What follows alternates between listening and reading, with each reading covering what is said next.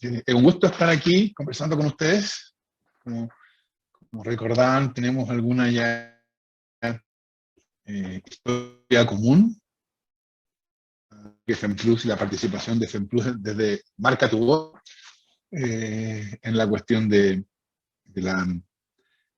muestra la preocupación que han tenido ustedes también por la nueva Constitución, la necesidad de una nueva Constitución, etcétera, y en eso entonces hemos estado desde hace mucho tiempo bastante alineados. Yo no sé, voy a usar los 20 minutos, porque la verdad es que Javiera, las cosas que yo tengo que decir son similares a las que dijo Javiera, así que voy a probablemente poner algunos énfasis en algunas cosas que ya están mencionadas, respecto del diagnóstico y de lo que yo esperaría para la nueva Constitución.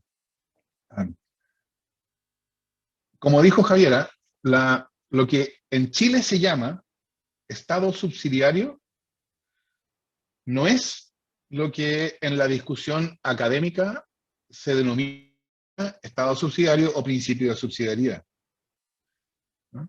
En Chile, Estado subsidiario es Estado neoliberal. Es así de simple. Y por supuesto, en la discusión, nunca faltan quienes tratan de confundir esta cuestión y decir, no, es que la subsidiariedad tiene una dimensión positiva y una dimensión negativa, no, es que la subsidiariedad es una tercera vía, una vía media entre el socialismo y el liberalismo, porque viene de la doctrina social de la Iglesia, no, es que la subsidiariedad es un principio de distribución de competencias en la Unión Europea, etc. Todo eso en términos académicos puede ser correcto, pero en Chile un Estado subsidiario es un Estado neoliberal, en el sentido de que es un Estado cuya función es asegurar las condiciones del mercado. Y que entonces actúa o no, según sea necesario, actuar o no, para asegurar las condiciones del mercado.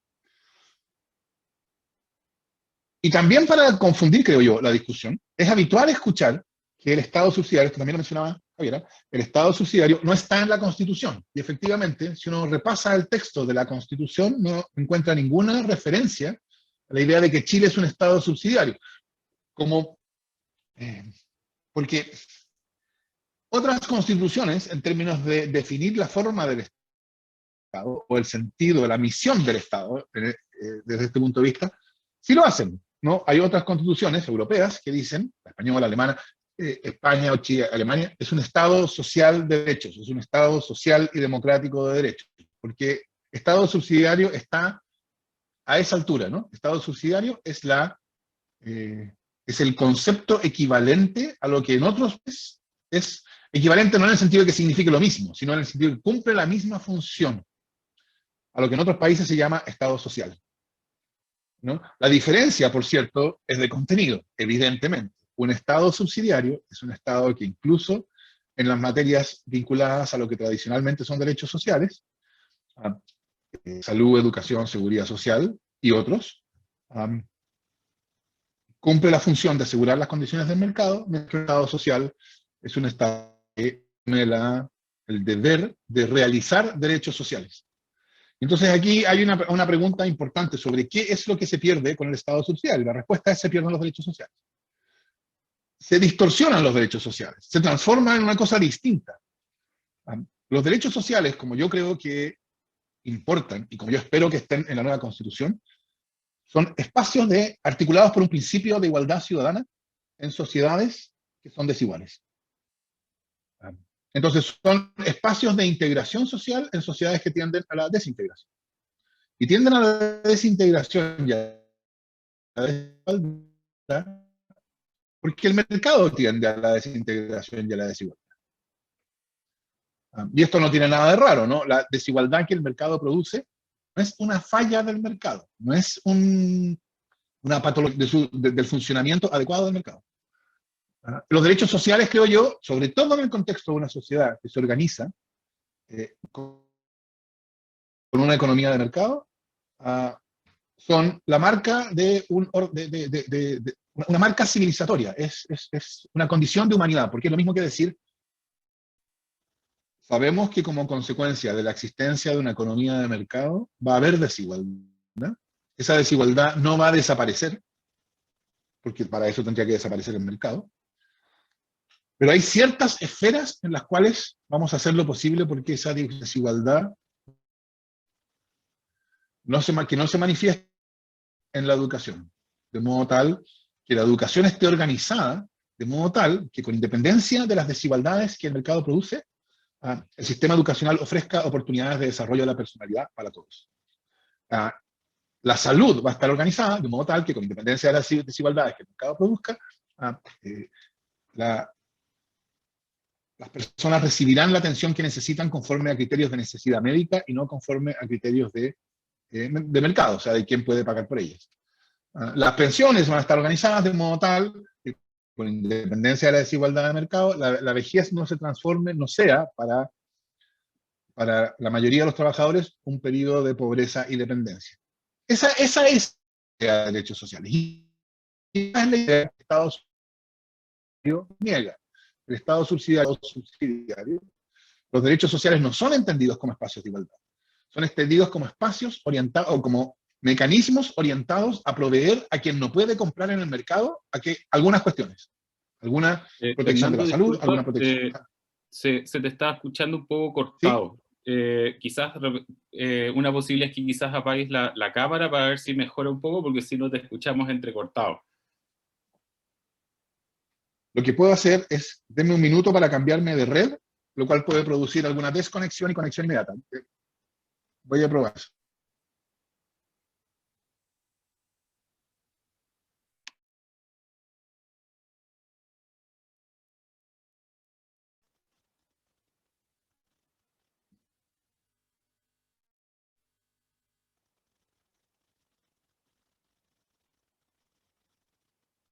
Ahí estoy de vuelta. Okay. A lo mejor ahora se me escucha y ve mejor. ¿No? Vamos, ¿Sigue probemos. estable? Te aviso si es que... Probemos. Con esta red debería funcionar mejor. Entonces, lo que yo decía era que el Estado subsidiario es la negación de los derechos sociales, porque reemplaza la idea de que los derechos sociales son la creación de espacios organizados por un principio de igualdad ciudadana, por un principio ciudadano, reemplaza esa idea por la idea de que los derechos sociales son prestaciones que se ofrecen a quienes no pueden comprar en el mercado, y eso tiene una serie de consecuencias, porque si son prestaciones que se ofrecen a quien no puede comprar en el mercado mientras no pueda comprar en el mercado, entonces, por una parte, esas prestaciones tienen que estar organizadas de un modo que sea compatible con que exista mercado, y entonces, por cierto, tienen que ser prestaciones que se ofrecen de modo tal que quienes las reciben, cuando pueden acceder al mercado, deben tener razones para salir del sistema público e irse al mercado, y entonces tiene que haber una diferencia ostensible, apreciable de calidad. Y además, las formas de organización del mercado son en principio formas de organización que tienen que asumir los servicios públicos, ¿no? Y entonces no solo hay, no solo los servicios públicos orientan a, entre comillas, los más pobres, sino que además asumen formas organizativas propias del mercado. Y esto, por ejemplo, es evidente en educación, en que el sistema de financiamiento de las escuelas particulares subvencionadas es básicamente el mismo que el sistema de financiamiento de las escuelas municipales. De modo tal de hacerlo lo más parecido posible para que pueda haber competencia, para que funcione el mercado, etc. Entonces, las consecuencias que tiene esta idea de un Estado neoliberal o Estado subsidiario van mucho más allá que las consecuencias inmediatas. O sea, implican la negación de la idea de derechos sociales, de que la salud tiene que ser un espacio de integración organizada conforme a un principio de igualdad ciudadana, en el cual cada uno accede a lo que necesita conforme a criterios médicos validados a través de protocolos públicos, etc., y pasa a ser un sistema como el que tenemos nosotros, en el cual idealmente quienes pueden comprar seguros privados de salud tienen que irse del sistema público lo más rápido posible. Y para eso el sistema tiene que proveerles incentivos para hacerlo. Esa es la lógica del Estado subsidiario. ¿Cómo está? ¿En qué se nota esto? Yo creo que es un Estado especialmente débil para actuar cuando no se trata de actuar en protección de los proveedores de mercado. Y creo que el caso de la salud es el caso que refleja esto de la manera más grosera. Digamos, es un caso que a mí me sorprende que no sea una cuestión de la cual se esté hablando todo el tiempo. El sistema privado de salud, financiado con descuentos legalmente obligatorios. O sea, no es un sistema totalmente privado. La ley obliga a pagar una cotización de salud y esa cotización financia, en los casos de las personas que pertenecen a ese sistema, el sistema privado de salud. Ese sistema privado de salud lleva más de una década siendo condenado en más de 1 millón de casos. Ya a esta altura nos acercamos al 1,5 millones. 1,5 millones de sentencias judiciales, 1,5 millones de juicios que han declarado que su estrategia de negocios viola rutinariamente derechos constitucionales. O sea, no es que viole alguna regla establecida en un reglamento, en el artículo 457, inciso 9 de algún reglamento. No, viola derechos constitucionales de sus afiliados.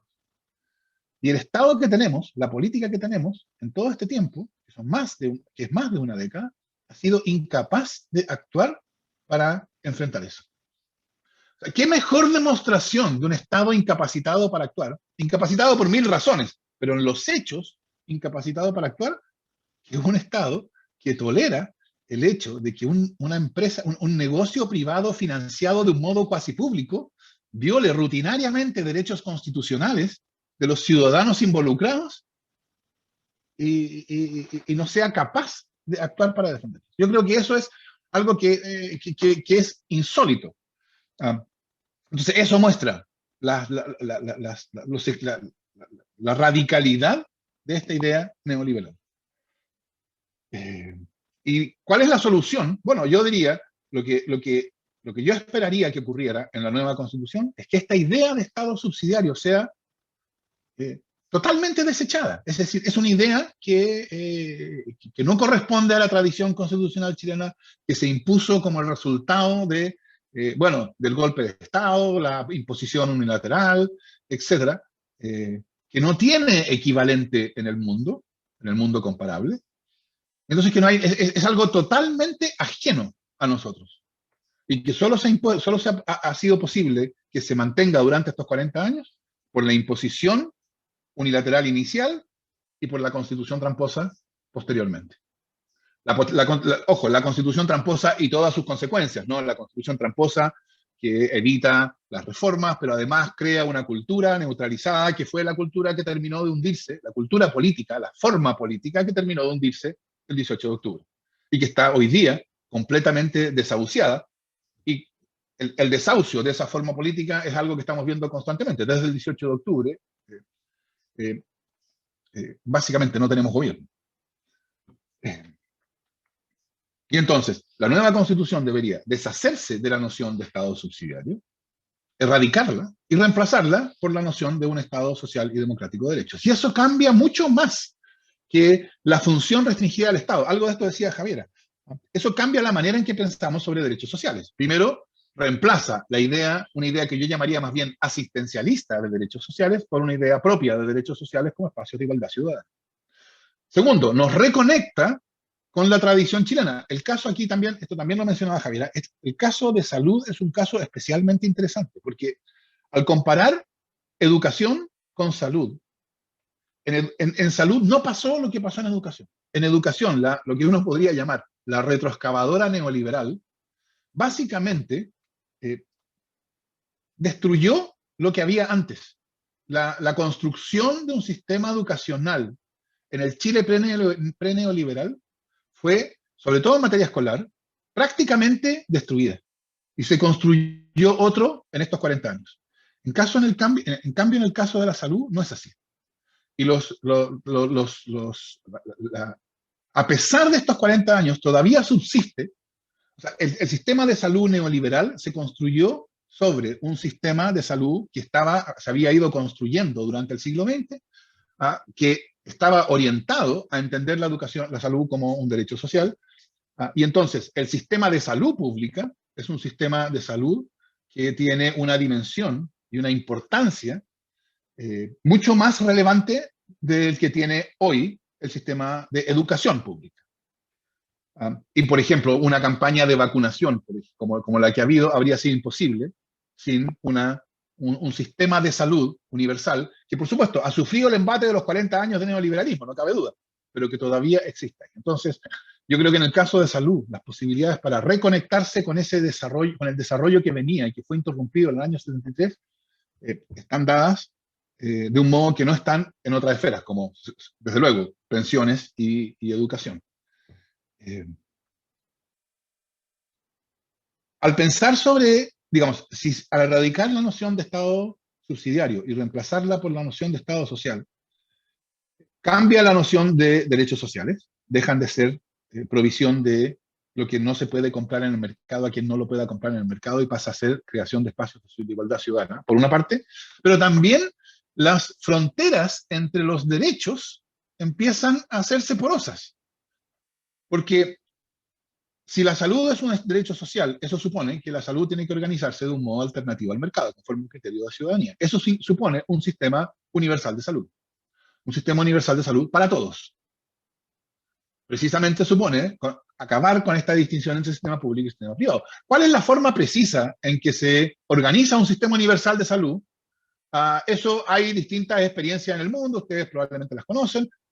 De hecho, por lo cual todavía queda una discusiones que dar, pero la lógica es que el sistema es un sistema que está orientado a atender las necesidades de todos, conforme un criterio de necesidad y no conforme un criterio de mercado, o sea, cuánto cada uno puede pagar. Esa es la lógica. Con un sistema universal de salud, entonces ya deja de tener sentido pensar el derecho a la salud como el derecho de acceso a prestaciones. Porque el criterio de un sistema universal de salud ya no va a ser cuántas prestaciones el sistema ofrece. El criterio de éxito va a ser la salud general de la población. Y la salud general de la población no queda, o sea, tiene dimensiones tan importantes como las prestaciones que las personas necesitan cuando necesitan recuperar su salud. Es decir, el vínculo, por ejemplo, entre el derecho a la seguridad social y el derecho a la salud se hace evidente cuando el estándar es la salud general de la población. O las ciudades, cómo las ciudades han evolucionado, cómo son las ciudades, eso también importa. La protección medioambiental. Entonces empiezan a mezclarse las cosas porque se miran de un modo distinto. Parte de la lógica neoliberal ha sido pensar el derecho a la salud como el derecho de cada individuo a recibir prestaciones médicas. Y eso, por supuesto que el derecho a la salud incluye eso, no cabe duda, evidentemente. Pero no puede pensarse así, o mejor dicho, pensarlo así es pensarlo del modo que necesita el mercado. Porque el mercado necesita que las cosas sean pensadas en términos discretos, de modo tal que se le pueda poner precio a cada una de ellas. Entonces yo creo que la cuestión de la salud en la nueva Constitución tiene que mirarse en conjunto con los otros derechos sociales. Implica una redefinición de los derechos sociales, en el sentido que yo estaba hablando. Eso implica un Estado distinto que asume una función distinta, un deber distinto, y que puede actuar de un modo más eficaz que el Estado que tenemos nosotros, y que puede actuar en defensa de los intereses, de los derechos sociales, en defensa de la creación y mantención de esas esferas de igualdad ciudadana. Yo creo que los derechos sociales son acerca de la libertad. O sea, la noción de derechos sociales descansa en la idea de que el contenido de la libertad está determinado por condiciones materiales. Y entonces, que si todos tenemos derecho a igual libertad, entonces es necesario que esas condiciones materiales estén aseguradas de modo igualitario. Yo creo que la igualdad en sí misma no es un valor político. La igualdad es el régimen de la libertad. La libertad que no es para todos no es libertad, es privilegio. Y eso se muestra precisamente en el tipo de cuestiones que desde el punto de vista de la ordenación constitucional hoy día son importantes, ¿no? En el texto constitucional actual, en rigor, la única dimensión de la protección del derecho a la salud que tiene protección judicial es la libertad de elegir. ¿A quién le interesa la libertad de elegir? Bueno, a los que pueden elegir. Eso muestra que eso es una ilustración de que la Constitución está escrita desde el lado de los propietarios, a quienes les interesa poder comprar en el mercado. Y todos sabemos por qué esta es una constitución de los propietarios. Es una constitución de los propietarios porque fueron los propietarios los que dieron el golpe de Estado del 73. Entonces, Una libertad la libertad tiene que ser pensada como esa libertad que es posible para todos y que es valiosa para todos. Y la libertad que es valiosa para todos es la libertad que aseguran los derechos sociales, la libertad de la necesidad. De modo que yo creo que la apropiación por la derecha de la idea de libertad, y que incluso a veces es reforzada por la izquierda, cuando la izquierda en vez se apropia de la izquierda, de la idea de igualdad, y entonces es igualdad contra libertad, es la manera en que yo desearía que estuvieran puestas las cosas si yo fuera derecha. Porque la política es acerca de la libertad. La Constitución es acerca de la libertad. La libertad es el valor político fundamental. Ojo, eso no quiere decir que la igualdad no importe, quiere decir que la libertad es libertad cuando es igual para todos. Los derechos sociales son acerca de igual libertad. Y de hecho, eso es ha salido de modo tan claro en el debate reciente. Cuando se discutió la posibilidad, la idea de que las escuelas, por ejemplo, no podían seleccionar. O sea, yo creo que es tan claro ahí. ¿Aumenta o disminuye la libertad? La prohibición a las escuelas de selección escolar. La derecha dice que disminuye la libertad, que le quita libertad a las personas.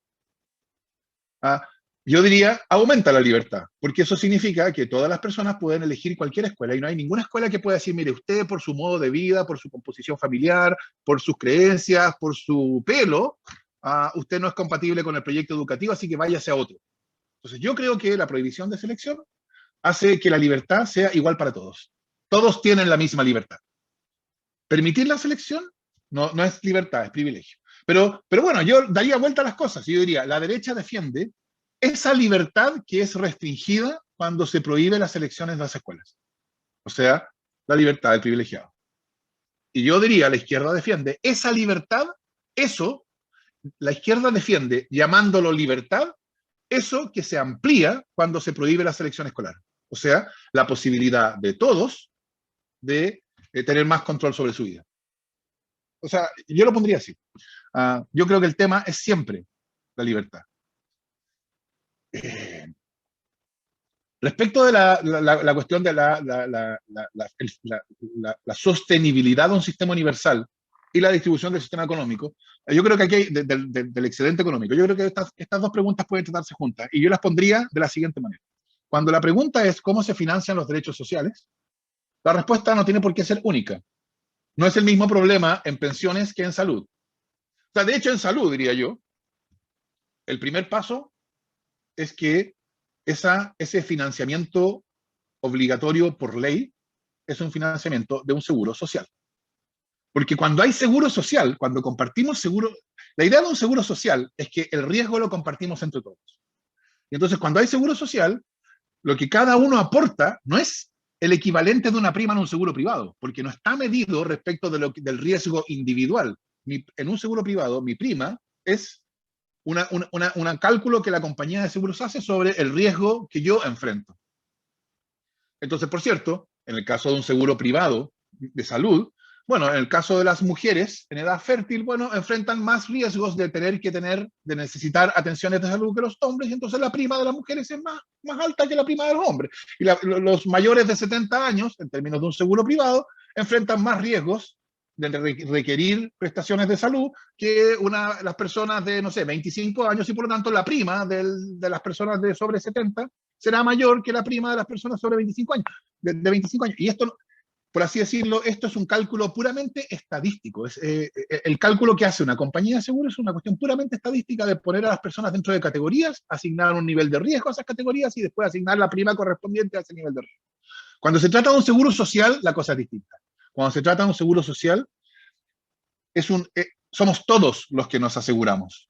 Todos nos aseguramos entre todos. Y entonces se plantea la pregunta de si es justo, es equitativo, es razonable que lo que tengan que contribuir las mujeres sea distinto a lo que tienen que contribuir los hombres, de que el régimen que se le aplica a los mayores de 70 años sea más gravoso que el régimen que se le aplica a las personas de 25 años, etc. Esa es la lógica de un seguro social. Y por consiguiente, un seguro social descansa en cotizaciones obligatorias. Yo creo que cotizaciones obligatorias destinadas a pagar seguros privados es una contradicción que solo tiene sentido en el contexto de este estado mental neoliberal. Entonces, yo diría, la primera parte en el financiamiento de un sistema universal de salud es que la cotización de salud es una cotización que va destinada a financiar el sistema universal de salud. Quien quiera comprar sus seguros complementarios, allá ellos. Pero el sistema de salud se financia. Y eso, yo no sé si eso será suficiente, pero yo creo que nos avanza. Segundo, esto tiene que ver con la primera pregunta, la de Matías. El sistema tributario chileno también es un sistema tributario diseñado para los propietarios. Si ustedes comparan cifras internacionales, la desigualdad antes de impuestos y transferencias, que tiene Chile, no es una desigualdad que esté demasiado alejada de la desigualdad que hay en otros países igualitarios, como los países escandinavos, Dinamarca, Finlandia, Noruega. No es que sean iguales, es un poquito peor la de Chile, pero es básicamente la misma, antes de impuestos. ¿Qué pasa después de impuestos y transferencias? En Chile la desigualdad permanece más o menos igual. El Gini baja como de 0,5 a 0,46, o 0,50 a 0,46. Pero el Gini de un país como Finlandia se desploma de 0,50 a 0,25. ¿No? Entonces, eso es un sistema tributario que tiene la finalidad de redistribuir. Nosotros tenemos un sistema tributario vergonzoso, que es neutral a la distribución. Esto es importante darle el peso que significa. Nosotros tenemos un sistema tributario que no afecta la distribución del ingreso, en un país notoriamente desigual. ¿Por qué? Bueno, porque nosotros tenemos una constitución y una política hecha por los propietarios. Entonces, yo creo que hay un espacio considerable para avanzar en términos tributarios en el financiamiento de los derechos sociales. Y por último, la pregunta de Matías también tiene relación obvia con el hecho de que hoy día los derechos sociales, en realidad, no están, las instituciones de los derechos sociales no están orientadas por los derechos sociales. El ejemplo más claro es el sistema de pensiones. El sistema de pensiones es una manera de producir liquidez para el mercado de capitales. Y por supuesto, entonces, que enfrentarse para lograr transformar cuestiones como salud, sobre todo tocando la salud privada, o los seguros privados, o pensiones, afectando a las AFP y la liquidez del mercado de capitales, por supuesto que eso se va a enfrentar con un enorme poder económico en su defensa. Y la política tiene que ser, hasta cierto punto, considerado como si fuera física, ¿no? Dime cuán grande es la fuerza a la cual te enfrentas, y yo te diré cuánta fuerza necesitarás tú tener. ¿No? Y si tú no la tienes, bueno, y te enfrentas con una mayor, bueno, no vas a poder. Esa ha sido la historia de los últimos 30 años. Nosotros tenemos un poder político que tenemos una institucionalidad política diseñada para no generar poder político, y entonces no puede enfrentarse al poder económico. Y el resultado sistemático ha sido abuso. Porque un poder político que no puede enfrentarse al poder económico significa que las reglas fundamentales van a ser las reglas que le interesan al poder económico. Y desde el punto de vista del ciudadano, eso en lo que se manifiesta es abuso. Por eso, una de las cuestiones fundamentales de la nueva Constitución es que ella cree una institucionalidad, o sea, que ella implique una institucionalidad que sea capaz de crear el poder político necesario para enfrentarse al poder económico. Y eso solo va a venir de una legitimación de la política institucional. El poder para enfrentarse al poder económico solo puede venir del pueblo. No hay otra fuente. Y lo que nosotros tenemos como consecuencia de estos 30 años es una política institucional que está totalmente divorciada del pueblo. Entonces, que, por así decirlo, desde el punto de vista transformador, tiene totalmente cortada su conexión con su única posible fuente de poder. Y entonces la política de izquierda o progresista o transformadora se convierte en la muñeca parlamentaria. ¿Qué es lo que se puede conseguir negociando en los pasillos del Congreso? Y yo diría, por definición, negociando en los pasillos del Congreso sin poder real, se podrá obtener algo aquí y allá, sí, pero no se puede obtener nada demasiado importante. Por eso, una cuestión fundamental de la nueva Constitución es que la institucionalidad política de la nueva Constitución sea capaz de crear poder, y para eso, poder político, y para eso es fundamental que empiece a restablecer el divorcio hoy día prácticamente total que hay entre institucionalidad política, entre las instituciones políticas y la sociedad. Solo de ese modo va a ser posible construir un Estado social y democrático de derechos. Y un sistema tributario que sea redistributivo, y derechos sociales de verdad, y enfrentar el poder económico de las AFP. En fin, todo eso solo se va a poder hacer con una política que tenga poder para hacerlo. Y ese poder no va a venir, no puede venir de ninguna otra parte que de la sociedad. Sin restablecer el vínculo entre la sociedad y la política institucional, yo creo que no hay posibilidad de avanzar en estas materias. Pero yo soy optimista. Yo creo que la nueva Constitución es precisamente lo que se necesita para poder iniciar el proceso de recuperación o de restablecimiento de ese vínculo entre el pueblo y la política institucional.